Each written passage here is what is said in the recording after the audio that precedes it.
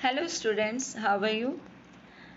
आज हम पाठ 7 पढ़ेंगे जिसकी पहली पाठ योजना का नाम है जीवन से जोड़ना। संसाधन के रूप में हम कुछ प्रयोग नहीं करेंगे और मुख्य शब्द है मनपसंद, गायब, पात्र, घटना। बच्चों, आज हम कहानी पढ़कर उसके पात्रों और घटनाओं को अपने जीवन से जोड़कर बता पाएंगे। आपको अपने खाने के डिब्बे में क्या क्या लाना पसंद है? क्या आपके खाने के डिब्बे में से कभी खाना गायब हुआ है? हमें खाने के डिब्बे में अपना मनपसंद खाना लाना पसंद है। हमारा खाना कभी गायब नहीं हुआ है। तो आज हम ऐसी एक कहानी पढ़ेंगे और उसे अपने जीवन से जोड़ेंगे जिसमें बिन्नी नाम की एक लड़की के खाने के डिब्बे में से उसका खाना गायब हो गया था। इसके लिए हम कहाँ गया मेरा खाना कहानी पढ़ेंगे और अपने साथी के साथ चर्चा करेंगे कि कहानी के कौन से भाग आपके जीवन से जुड़े हैं।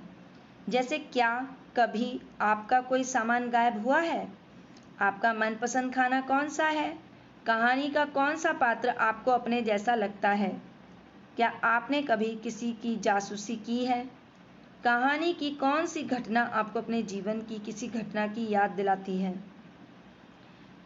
इसके लिए आप जोड़ों में बैठेंगे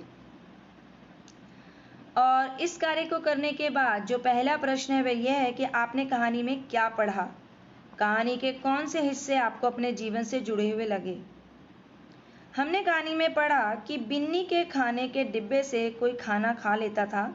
जैसे एक बार मेरी भी पेंसिल गायब हो गई थी। लकी की तरह मेरा भी एक छोटा भाई है। मेरा भाई भी जानवरों से बहुत प्यार करता है। इसी में दूसरा प्रश्न है कि कहानी की किन किन चीज़ों को जीवन से जोड़ा जा सकता है। तो कहानी की घटनाओं, पात्रों और जगहों को जीवन से जोड़ा जा सकता है। जैसे कहानी के पात्रों और हमारे जीवन में होने वाली घटनाओं में अनेक समानताएं होती हैं। इसी में तीसरा प्रश्न है, यदि आप बिन्नी की जगह होते तो अपना खाना गायब होने पर आप क्या करते। अगर मैं बिन्नी की जगह होती या होता तो मैं भी पता लगाती कि खाना कहाँ गायब हो गया है। कक्षा में नज़र रखती कि खाना कौन ले जाता है। इसके बारे में मैं अध्यापिका या अध्यापक को बताती या बताता। तो बच्चों, अपने प्रश्नों के उत्तर आप यहाँ फिर से पढ़ सकते हो और अपना कार्य करने के लिए हम इस चार्ट की सहायता ले सकते हैं कि कहानी से जुड़े हिस्से और जीवन से जुड़े हिस्से, यानी जो हमारी लाइफ में हुआ है। तो बच्चों, इस पाठ को पढ़ने के बाद आप लोग कक्षा कार्य में कार्यपत्र 7.1 करेंगे और गृह कार्य में एक्सीड पाठ्य पुस्तक में से अभ्यास प्रश्न 4 और 8 के उत्तर लिखेंगे। अब हम पाठ योजना 2 पढ़ेंगे जिसका नाम है पात्रों के बारे में चर्चा। इसमें हमें A4 आकार का कागज चाहिए। मुख्य शब्द है स्वभाव, दयालु, समझदार, शरारती, मददगार। इस पाठ योजना को पढ़ने के बाद कहानी में आए पात्रों के स्वभाव की विशेषता कहानी से उदाहरण लेकर बता पाएंगे। कुछ दिन पहले मैंने बचपन में पढ़ी हुई एक कहानी को फिर से पढ़ा जिसमें एक चींटी एक एक करके अनाज के दाने अपने घर में इकट्ठे करती है, लेकिन उसका दोस्त टिड्डा कोई काम नहीं करना चाहता था। इस कहानी से हमें चींटी और टिड्डे के स्वभाव के बारे में क्या पता चलता है? तो इस कहानी से हमें पता चलता है कि चींटी बहुत मेहनती है और उसका दोस्त टिड्डा बहुत आलसी है। तो अब हम बोर्ड पर लिखे पात्रों के स्वभाव के बारे में अपने समूह में चर्चा करेंगे और इन पात्रों की स्वभाव की क्या विशेषताएं थी। कहानी की कौन सी घटनाओं से आपको इन पात्रों के स्वभाव की इन विशेषताओं के बारे में पता चलता है। जैसे लकी दयालु था क्योंकि वह खाने के डिब्बे में रखा खाना कुत्तों को खिला देता था। दिए जा रहे A4 आकार के कागज पर बोर्ड पर बनी तालिका बनाकर उसे भरें। तो इस कार्य को करने के बाद पहला प्रश्न है कि आपने कहानी के पात्रों के बारे में क्या जाना। बिन्नी, लक्की और सुम्मी का स्वभाव कैसा था। हमने कहानी के पात्र के बारे में चर्चा की। हमने पात्रों के स्वभाव के बारे में जाना। बिन्नी समझदार थी, लक्की शरारती और दयालु था, सुम्मी मददगार थी। इसी में दूसरा प्रश्न है कि हमें कैसे पता चलता है कि बिन्नी समझदार थी, लक्की शरारती और दयालु था, सुम्मी मददगार थी। तो बिन्नी समझदार थी क्योंकि उसने सोच समझ कर खाना खाने वालों का पता लगाया। लक्की शरारती था क्योंकि वह बिना बताए अपनी बहन का खाने का डब्बा ले जाता था। लक्की दयालु भी था क्योंकि वह खाने के डिब्बे में रखा खाना कुत्तों को खिला देता था। सुम्मी ने खाना खाने वालों को ढूंढने में अपनी दोस्त की मदद की, इसलिए वह मददगार थी। इसी में तीसरा प्रश्न है कि कहानी के अंत में लक्की के स्वभाव में क्या बदलाव आया और उसने क्या सीखा। तो कहानी के अंत में लक्की के स्वभाव में यह बदलाव आया कि उसने बिना बताए किसी की चीज़ों को लेने की आदत छोड़ दी। उसने सीखा कि किसी की मदद करने के लिए हमें बिना बताए किसी की चीज़ लेने की ज़रूरत नहीं होती। तो अब हम यहाँ पर अपने प्रश्नों के उत्तर फिर से पढ़ सकते हैं और अपना कार्य करने के लिए इस चार्ट की सहायता भी ले सकते हैं। बच्चों, इस पाठ्य योजना को पढ़ने के बाद आप लोग कक्षा कार्य में कार्यपत्र 7.2 करेंगे और गृह कार्य में पाठ्यपुस्तक एक्सीड पाठ्यपुस्तक में से अभ्यास प्रश्न 1, 2, 3 के उत्तर लिखेंगे। अब हम पाठ्य योजना 3 पढ़ेंगे जिसका नाम है समानार्थी शब्द। इसमें हमें संसाधन के रूप में समानार्थी शब्दों की परिचय चाहिए और मुख्य शब्द हैं समानार्थी और पर्यायवाची। बच्चों, इस पाठ्य योजना को पढ़ने के बाद आप लोग दिए गए शब्दों के समानार्थी शब्द बता पाएंगे। बच्चों, एक किताब को देखते हुए ये बताइए, किताब को और क्या कहते हैं? किताब को पुस्तक भी कहते हैं। ये शब्द अलग हैं पर इनका मतलब या अर्थ एक ही है। क्या आप ऐसे और शब्द जानते हैं जिनका अर्थ एक हो पर नाम अलग अलग हो? जैसे सूरज, सूर्य, रवि अलग अलग शब्द हैं पर इनका अर्थ एक ही है। तो आज हम अर्थ एक नाम अनेक खेल खेलेंगे। इसके लिए बच्चों आप समूह में बैठेंगे और इसमें मैं एक शब्द बोलूँगी और जिन विद्यार्थियों के पास उनके नाम समान अर्थ वाले शब्द की परिचय होगी वो उसका उत्तर बताएंगे। ठीक है? तो बच्चों, इस कार्य को करने के बाद